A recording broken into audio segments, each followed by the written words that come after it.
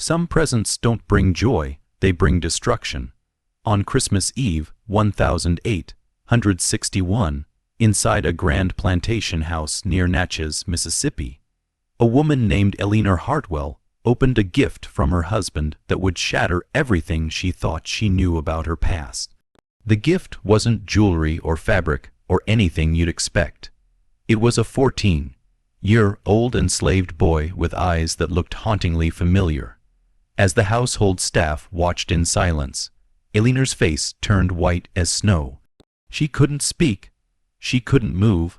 For 3 endless minutes she stood frozen in that elegant parlor, while the boy stared back at her with confusion, and something she never expected to see, recognition. What her husband didn't know, what nobody in that room could possibly understand, was that Eleanor had given birth to a son 15 years earlier. A child the family told her had died just hours after his arrival into this world. The boy standing before her carried a crescent-shaped birthmark on his left wrist, the exact same mark she had kissed once in a moment of desperate love before they ripped him from her arms forever. This is the true story of how a secret, buried for over 15 years, erupted on the holiest night of the year, and how the truth destroyed 2 lives connected by blood, but separated by an unforgivable deception. Elellanena Hartwell hadn't always lived as a plantation mistress. She was born Eleanor Gaines in 1827, the youngest daughter of a modest merchant family in Charleston, South Carolina.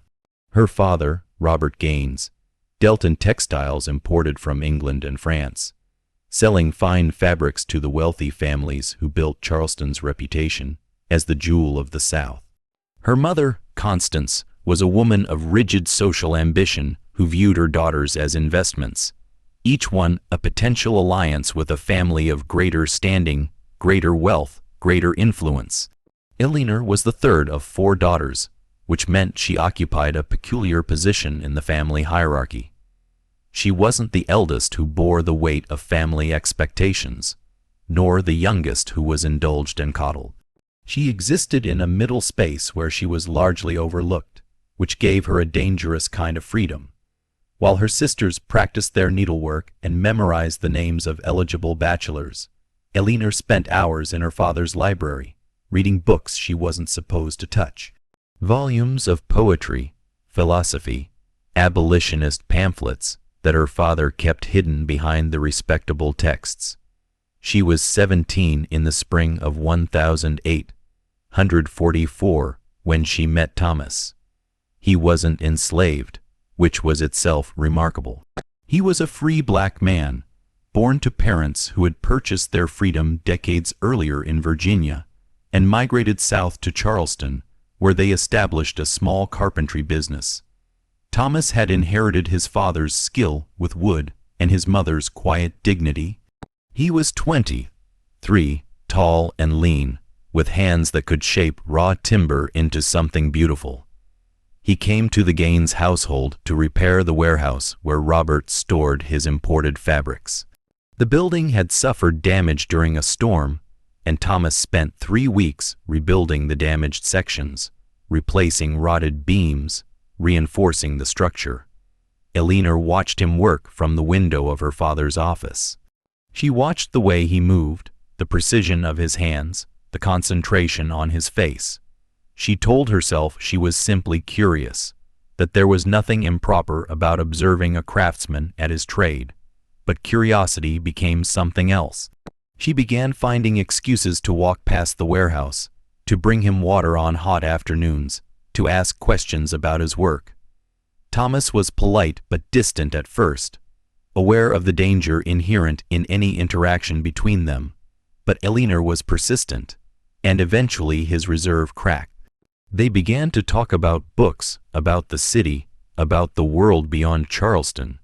Thomas had taught himself to read, a fact that astonished and impressed Eleanor. He spoke about freedom not as an abstract concept, but as something tangible, something he had tasted and would never relinquish. Their relationship began in June. It was reckless, impossible, and inevitable. They met in secret in the warehouse after dark, in the gardens behind the house when the family was away. Elena knew the risks. She had been raised on stories of white women who had fallen, who had been ruined, who had been cast out of society for lesser transgressions. But she was 17 and in love, and she believed with the naive certainty of youth that love could transcend the brutal realities of the world they lived in. By August, she knew she was carrying a child.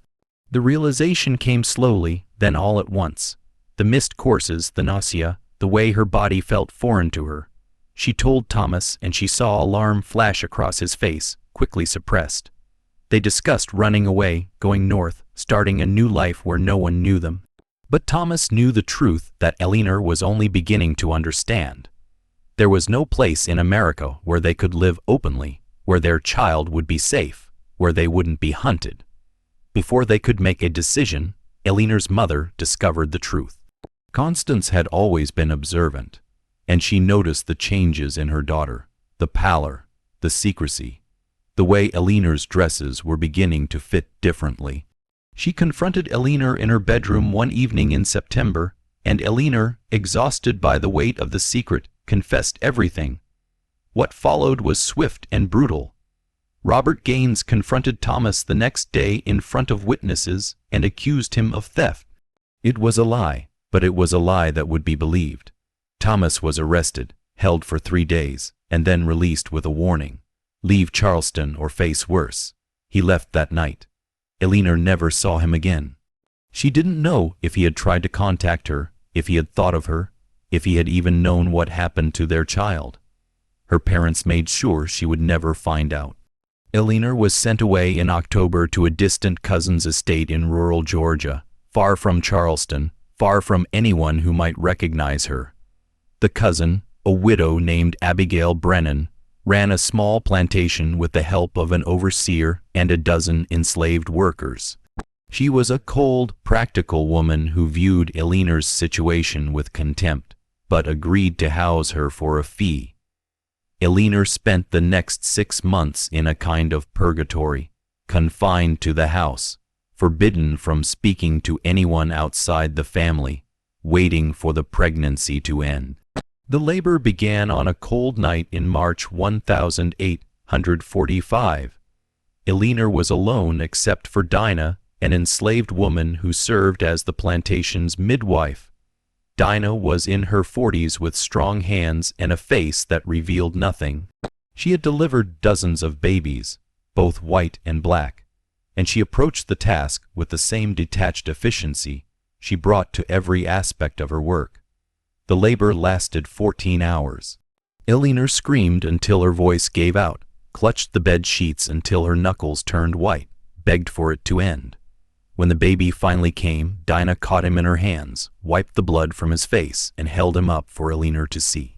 He was small, barely 6 pounds, with dark skin and a shock of black hair.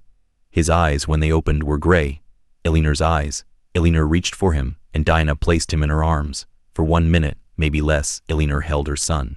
She looked at his face, memorized every detail, kissed the crescent-shaped birthmark on his left wrist, a mark she had been born with.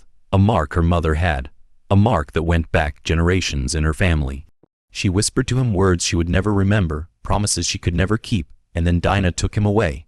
Abigail came into the room an hour later and told Elena the child had died. She said it matter-of-factly, as if reporting the weather.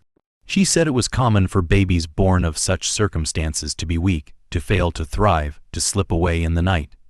She said Elena should be grateful, that it was a mercy, that it spared everyone the complications that would have followed. She said the body had already been buried, that there was no need for Elena to see it, that it was better this way. Elena didn't believe her, but she was 17 years old, alone, and powerless.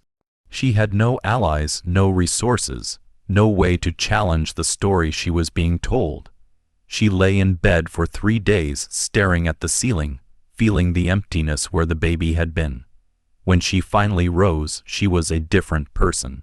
The girl who had loved Thomas, who had believed in the possibility of a different life, was gone.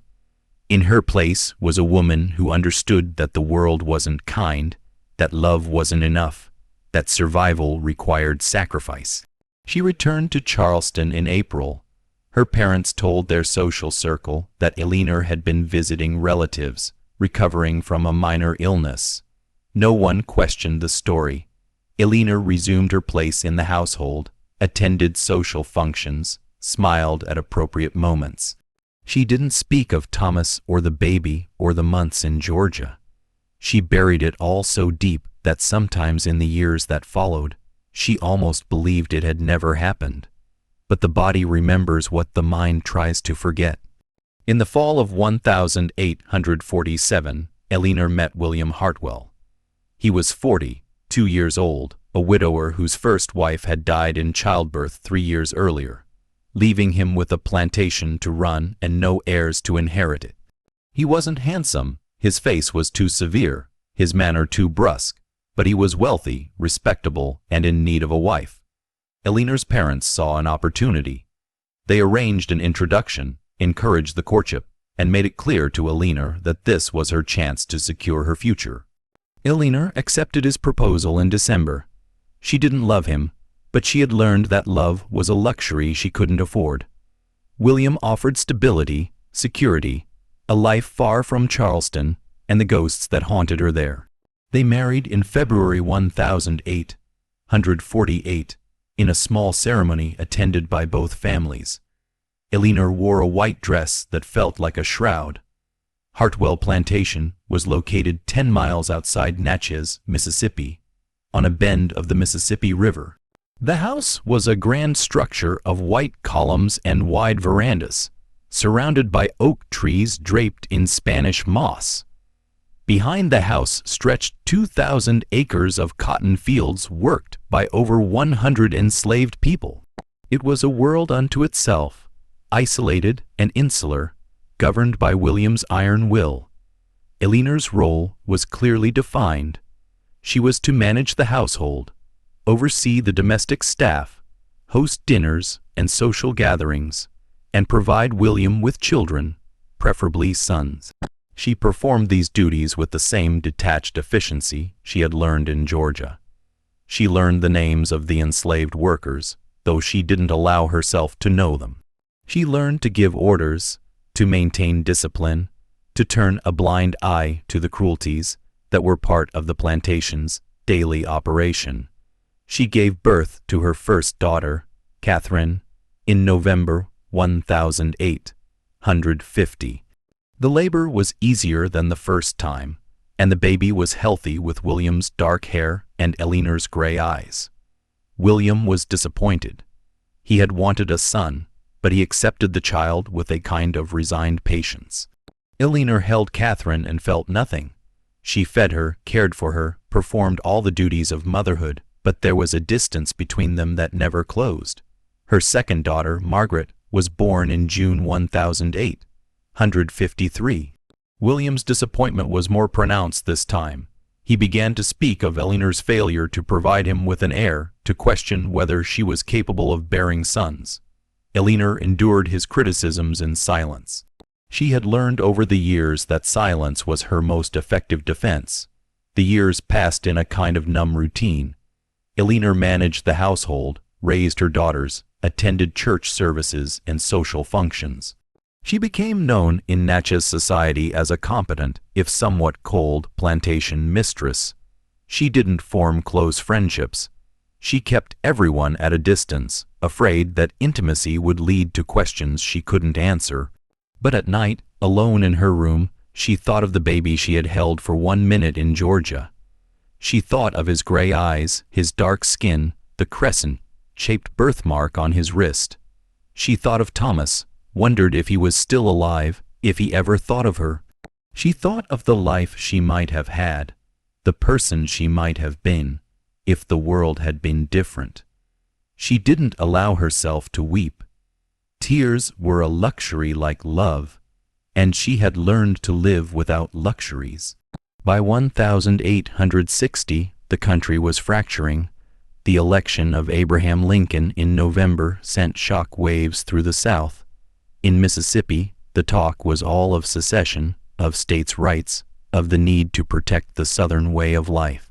William Hartwell was a fervent supporter of secession. He attended rallies, donated money to the cause, spoke passionately about the threat posed by the North. He believed with absolute certainty that the South would prevail, that the institution of slavery was ordained by God and protected by law. Mississippi seceded from the Union on January 9, 1861. William celebrated with champagne and speeches. Elellanena watched from the sidelines, saying nothing. She had learned over the years to keep her thoughts to herself, but privately she felt a growing sense of dread. She had read enough history to know that wars didn't end quickly, that they consumed everything in their path, that they left nothing unchanged. The war began in April with the firing on Fort Sumter. By summer, young men from Natchez were enlisting in the Confederate Army, marching off to Virginia and Tennessee with flags and songs. William was too old to fight, but he contributed in other ways, sending supplies, money, horses. He spoke often of the righteousness of the cause, of the need to defend Southern honor. Elellanena said nothing, but she began to notice changes in the plantation. The enslaved workers were quieter, more watchful. There were whispers of Union troops moving through the region, of enslaved people escaping to Union lines, of a world turning upside down. William responded with increased discipline, harsher punishments, a tightening of control. Elellanena watched and said nothing. In November 1861, William traveled to New Orleans on business. He was gone for 2 weeks. When he returned, it was December 23rd, the day before Christmas Eve.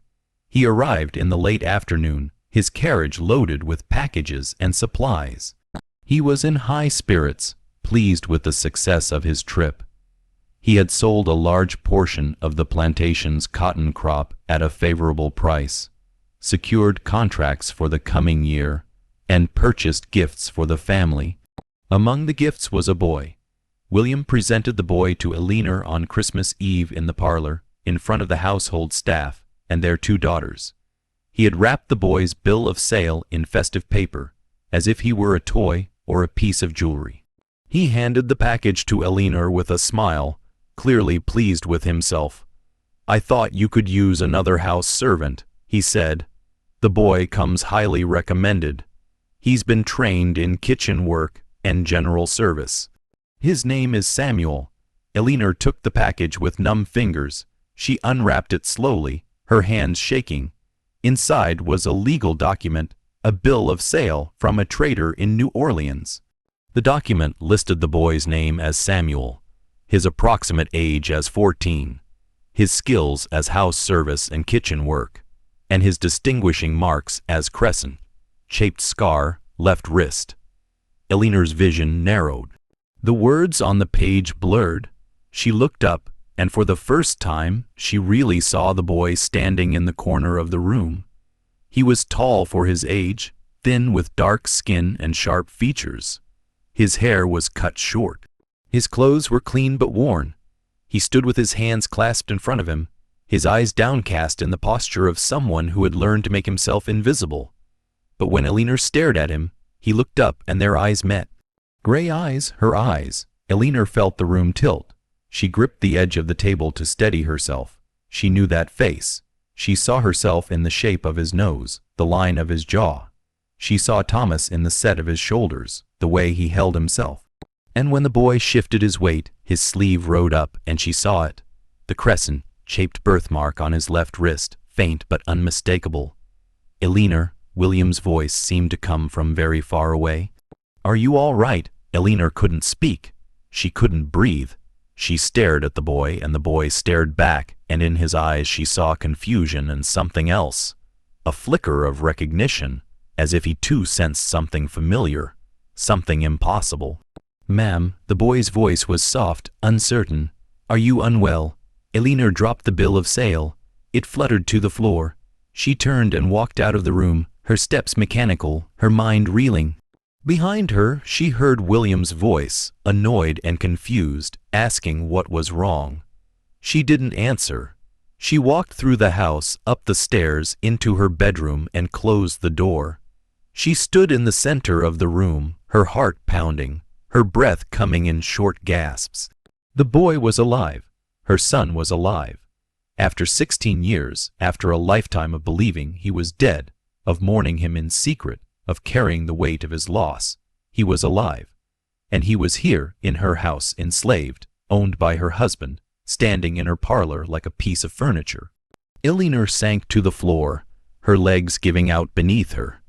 She pressed her hands to her mouth to stifle the sound that was rising in her throat, a sound that was part sob, part scream, part something she had no name for.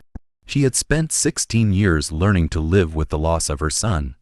She had built a life on the foundation of that loss, had shaped herself around the absence of him. And now, in one moment, everything she had believed, everything she had accepted, was revealed to be a lie. He hadn't died, they had sold him. Her family had taken her newborn son and sold him into slavery, and they had told her he was dead so she would never look for him. The realization was a physical blow. Elellanena doubled over, gasping for air, her mind racing. Who had done this? Her cousin Abigail, the midwife Dinah, her parents, all of them. And why? To erase the evidence of her transgression, to protect the family's reputation, to punish her. And the boy, Samuel they called him, did he know? Did he have any idea who she was? Or had he been told, like she had been told, a lie designed to keep them apart? Elellanena didn't sleep that night. She lay in bed, staring at the ceiling, her mind churning. She thought of the boy downstairs, sleeping in the quarters with the other house servants, unaware that his mother was lying awake 20 feet above him. She thought of all the years they had lost, all the moments that had been stolen from them. She thought of the impossibility of the situation. He was her son, but he was also her property. She was his mother, but she was also his owner. The law didn't recognize their bond. Society wouldn't acknowledge it. And even if she could prove it, even if she could show the world the matching birthmarks, the undeniable resemblance, what would it change? Nothing. It would change nothing. If this story has moved you as deeply as it has moved us, make sure to subscribe to our channel. We bring you the hidden stories from history that deserve to be told. Hit that notification bell so you never miss an upload, and let us know in the comments what you think Elellanena should do next. The truth of what happens when she confronts the boy will shock you. Elellanena rose before dawn. She dressed quickly, her hands shaking, and made her way downstairs. The house was still dark, the servants not yet awake. She walked through the silent rooms, past the parlor where the boy had stood the night before, out the back door, across the yard to the quarters where the house servants slept. The quarters were a row of small wooden cabins, each one housing 4 to 6 people. Elellanena had been in them before to inspect the conditions, to ensure that the servants were healthy enough to work, but she had never gone there alone in the dark before anyone else was awake. She found the cabin where the house servants slept and pushed open the door. Inside it was cramped and dim, lit only by the faint glow of a dying fire in the hearth. She could make out the shapes of bodies on narrow cots, hear the sound of breathing. She stood in the doorway, her eyes adjusting to the darkness, until she saw him. The boy Samuel, sitting on a cot in the corner, awake, staring at his hands. "Samuel," she whispered. He looked up, startled. For a moment they stared at each other in the darkness. Then he stood quickly, his posture shifting into the deferential stance she had seen the night before. "Ma'am," he said quietly, "is something wrong?" Elellanena stepped into the cabin, closing the door behind her. The other servants stirred but didn't wake. She moved closer to the boy, close enough to see his face in the dim light. "I need to ask you something," she said, her voice low and urgent. "Where were you born?" The boy blinked, confused. "Ma'am, where were you born?" Elellanena repeated. "Who raised you? What do you remember?" Samuel hesitated. He glanced at the other sleeping figures, then back at Elellanena. "I was born in Georgia, ma'am, on a plantation near Savannah. I was told my mother was a slave who died when I was born." Elellanena felt her breath catch. "Who told you that?" "The woman who raised me. Her name was Dinah. She worked in the kitchens. She took care of me until I was 12. And then," he trailed off, his eyes dropping to the floor. And then what? Elellanena pressed. And then she died, ma'am, and I was sold. I've been sold twice since then. The last time was in New Orleans, to your husband. Elellena's mind was racing. Dinah. The same Dinah who had delivered her baby in Georgia. The same Dinah who had taken him away and told her he was dead. Dinah hadn't killed the child. She had kept him. She had raised him. And then, when she died, he had been sold. Do you remember anything about your mother? Elellanena asked, her voice barely above a whisper. Anything Dinah told you? Samuel looked at her, his expression guarded. She said my mother was young. She said she was kind. She said she didn't want to give me up, but she had no choice. He paused, then added, she said my mother had gray eyes like mine. Elellanena felt tears prick her eyes. She reached out, her hand trembling, and gently took the boy's left wrist. She pushed up his sleeve, revealing the crescent-shaped birthmark. Then she pulled back her own sleeve, showing him the matching mark on her wrist. Samuel stared at the two marks, his eyes widening. He looked up at Elellanena, his face a mixture of confusion and dawning realization. I'm your mother, Elellanena whispered. I gave birth to you 16 years ago in Georgia. They told me you were dead. I believed them. I mourned you, but you were alive. You were alive all this time. Samuel pulled his wrist away, stepping back. He shook his head slowly, his expression unreadable. No, he said quietly, that's not possible. It is, Elellanena insisted. Look at the marks. Look at my eyes. You have my eyes. You have my mark. You are my son. Make sure you're subscribed to our channel to find out what happens next in this incredible true story. Comment below with your thoughts on this heartbreaking reunion. The conclusion will leave you speechless.